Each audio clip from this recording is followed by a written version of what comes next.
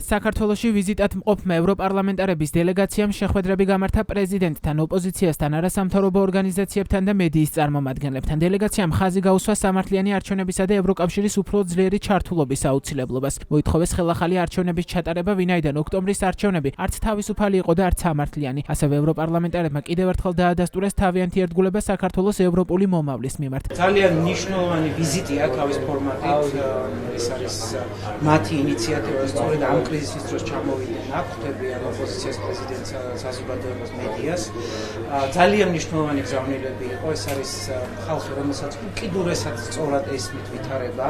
ისინი განიცდიან ყველა მოქალაქის დაპატიმრებას, უკანონო დაპატიმრებას, ცემას, აბსოლუტურად დეტალურად იცოდნენ ყველაფერი ამასთან დაკავშირებით. სრული მხარდაჭერა ტელევიზიებს, ჟურნალისტებს, ის ადამიანებს, ვინც არიან რეჟიმის მსხვერპლები ამ ეტაპზე. ასევე პოლიტიკური გამოსავალი ძალიან კარგად ესმის. მათ ესმის, რომ ეს არის გეოპოლიტიკური საკითხი, რუსეთის ევროპის საკითხი და მათ რაც თავარია ესმით, რომ ქართული ხალხი იბრძვის და მზად არიან ამ ბრძოლაში დაუჭრონ. სრული მხარდაჭერა ქართულ ხალხს, სრული მხარდაჭერა პროტესტში მონაწილე თითოეულ ადამიანს, სრული მხარდაჭერა ყველა პატიმარს და დაუყოვნებლივი განთავისუფლება პოლიტპატიმრების არემათი პოზიციას. მეორე, ყოველთვის კითხვა უნდა დავსვათ ჩვენ რას ვაკეთებთ, რომ ევროკავშირი მზად არის ყველაფერი გააკეთოს იმისთვის, რომ საქართველო დაიბრუნოს, ასე ვთქვათ, ევროპისკენ მიმავალი გზა და გამთავისუფლდეთ ივანიშვილისგან, რაც ძალიან მნიშვნელოვანია. გამარჯვების ფორმულა არის შემდეგი: უწყვეტი პროტესტი, ოპოზიციის ერთიანობა და უკვე ქმედებები ევროკავშირის მხრიდან. ჩვენ უნდა ველოდოთ კონკრეტულ ქმედებებს ევროკავშირის მხრიდან. ჩვენი პოზიცია არის აქ უცვლელი, რომ გამოსავალი არის ახალი არჩევნები, ახალი ადმინისტრაციით.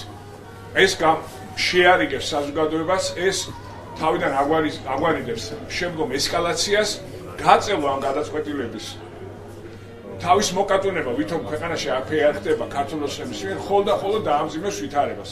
ამიტომ ჩვენ ყველამ უნდა ვიფიქროთ, რომ როგორ განვიხილოთ ეს სიტუაცია და განვიხილოთ ერთადერთი გზა არის შეთანხმება ახალი არჩევნების ჩატარებაზე. დღეს ჩვენ შეხვედრა ჰქონდა იმ ხალხთან, ვინც ევროპარლამენტში საქართველოს თემაზე მუშაობს და მათი პოზიცია და მათი დამოკიდებულება საკითხებზე არის უნიშნულოვანესი მთლიანად ევროპული სტრუქტურების პოზიციის ჩამოსაყალიბებლად. შესაბამისად, მათი კრიტიკული დამოკიდებულება იმასთან დაკავშირებით, რა ხდება ქვეყანაში, როგორ იქნება მოპარული არჩევნები, ერთის ჩვენ ნახეთ, რომ აისახა ევროპარლამენტის რეზოლუციაზე. ეხლა ჩვენ საუბარი ჰქონდა, თუ კიდე რა შეიძლება ევროკავშირმა და ევროკავშირის სადასახადო ორგანოებმა, როგორც არის ევროკავშირის საბჭო, მინისტერიალი და კომისია მიიღონ გადაწყვეტილების, რომ კიდევ უფრო მეტად ხარი დაუჭირონ საქართველოს მოსახლეობის წინააღმდეგობა და პროტესტს, რომელიც არის ხელისუფლების მიმართ. არასამთავრობო ორგანიზაციებისა და მედიის წარმომადგენლებმა თქვეს, რომ მწვავე პოლიტიკური კრიზისის დროს ევროპარლამენტარების ვიზიტი მნიშვნელოვანია. კრიტიკული მედიის წარმომადგენლებმა ღიად თქვეს, რომ ავტორიტარიზმიდან დიქტატურად ფორმირების პროცესში ბიძინა ივანიშვილის მომდევნო სამიზნე სწორედ დამოუკიდებელი მედია იქნება. ერთადერთი კარგი ამბავი მთელ ამ სიტუაციაში ის არის, რომ ყველაფერი ძალიან კარგად იცის ქვეყნის გარეთ. ინფორმირებულია ყველაფერზე, მედიის მდგომარეობაზეც, იმაზეც, რომ ივანიშვილი აქ ოფიციალურად ახლა ჩვენს თვალწინ ტრანსფორმირდება ავტორიტარიზმიდან დიქტატურაში და უფრო ამწვავებს და აძლიერებს რეპრესიულ მანქანას, რაც იმას გულისხმობს მომავალში, რომ მედია უნდა განადგურდეს, ისევე როგორც პარტიები თვითონ დაანონსა, ხო, არასამთავრობო ორგანიზაციები. ჩვენ ხან პროცესს ვუყურებთ და ნუღარ გვიკვირს, რომ ვაიმე, რატო ხცემეს, ასე იქნება სულ. ბევრი ჩვენგანი წავა ციხეში თუ ეს კაცი დარჩა. ამიტომ მე უფრო რაღაც სოლიდარობის ნაბიჯად აღვიქვამ ჩვენი მეგობრების აქ ჩამოსვლას კრიზისების დროს, რომელსაც ერთადერთი ქართული ოცნება არ იმჩნევს დედამიწის ზურგზე, რომ ამ ქვეყანაში არის კრიზისი. ჩვენ ვიცით, რომ ორშაბათს ევროკავშირი მიიღებს სავარაუდოდ ძალიან მნიშვნელოვან გადაწყვეტილებებს საქართველოს დაკავშირებით და სწორედ მანამდე ამ დელეგაციის ჩამოსვლა საქართველოში არის კრიტიკულად მნიშვნელოვანი, იმიტომ რომ ქვეყანა არის უმძიმეს პოლიტიკურ კრიზისში შესული და ამ კრიზისიდან გამოსავალი, ერთადერთი გამოსავალი არის ახალი არჩევნები. ჩვენ ხედავთ, რომ ორი კვირის განმავლობაში პრაქტიკულად არ დარჩა კრიტიკული მედია, რომლის წარმომადგენელიც არ იქნა ან ნაცემი, ან კიდევ უფრო უარესად ძიმედ ანგარიშწორებული. შესაბამისად, დღეს არის მედია ერთ-ერთი მთავარი სამიზნე ოლიგარქის რეჟიმის. ჩვენი მოწოდებაზე თხოვნაც იქნება, რომ კიდევ უფრო მეტი აქტიურობა და კიდევ უფრო მეტი ზეწოლა იყოს ევროკავშირის მხრიდან ოლიგარქის რეჟიმს. პირველ რიგში ძალიან მნიშვნელოვანია, რომ ევროპარლამენტარები ჩამოვიდნენ საქართველოში ესეთი დიდი წარმომადგენლობით. ეს არის მნიშვნელოვანი, იმიტომ რომ ისინი ამით აჩვენებენ, რომ დღეს, როდესაც ასეთი მძიმე სიტუაცია აქვს ქვეყანაში, ისინი არიან ქართული ხალხის მხარდასაჭერად გამოსულები.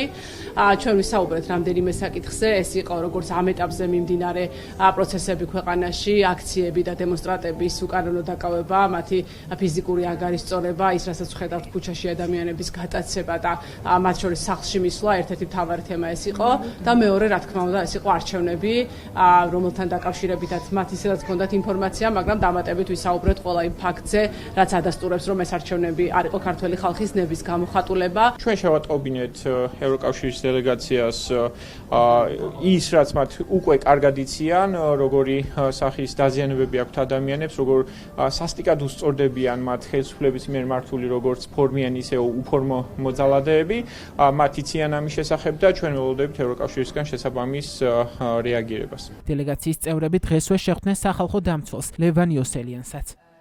პოლიციის მხრიდან სისასტიკეს ჰქონდა ადგილი, რაც ძალიან ცუდია, ასევე გვესმის, რომ ხალხზე ძალადობენ მათი დაპატიმრების შემდეგ, რაც აბსოლუტურად მიუღებელია და არ უნდა ხდებოდეს. რაც შეეხება სანქციებს, ეს პროცესი რთულია, რადგან არსებობენ ქვეყნები ევროკავშირში, რომლებიც საერთო აზრს არ ეთანხმებიან, მაგალითად ასეთია უნგრეთი. მხოლოდ ევროპარლამენტზე რომ იყოს დამოკიდებული, რა თქმა უნდა, სწრაფად იქნებოდა მიღებული ზომები. ორშაბაც იქნება შეხვედრა და იმის გამო, რომ ევროკავშირი არ არის ისეთი ერთიანი, როგორცაც მე ვისურვებდი, არ ველი რაიმე შედეგებს. მიზანი იყო მეტი ინფორმაცია მიეღოთ იმ მოვლენების შესახებ, რაც თბილისის ქუჩებში განვითარდა და სახალხო დამცველი აპარატი როგორ იყო ჩართული, რას აკეთებდა და დეტალურად მივაწოდე ყველა ინფორმაცია იმ დარღვევების შესახებ, რაც ჩვენ გვაქვს დაიდენტიფიცირებული და რა ვიცი, მადლობა გადამიხადეს იმისთვის, რომ ფაქტიურად 2 კვირის მანძილზე დღე და ღამე სახალხო დამცველის აპარატი იყო წინა ხაზზე ყველა იმ მოვლენების და აკეთებდა ყველაფერს იმისთვის, რომ ადამიანის უფლებები მაქსიმალურად ყოფილიყო დაცული, როგორც შეკრების დროს, ისე დაკავების პროცესში და ისე იზოლატორებში, სადაც ასობით მოქალაქე მოვინახულეთ. ევროპარლამენტარების დელეგაციის შემადგენლობაში არიან რასა იუკნევიჩიანი, მიხალ შჩერბატალი, ლუაზო ბერნანგეტა, ტობიას კრემერი და რეინეიარ ვან ლანშცოტი.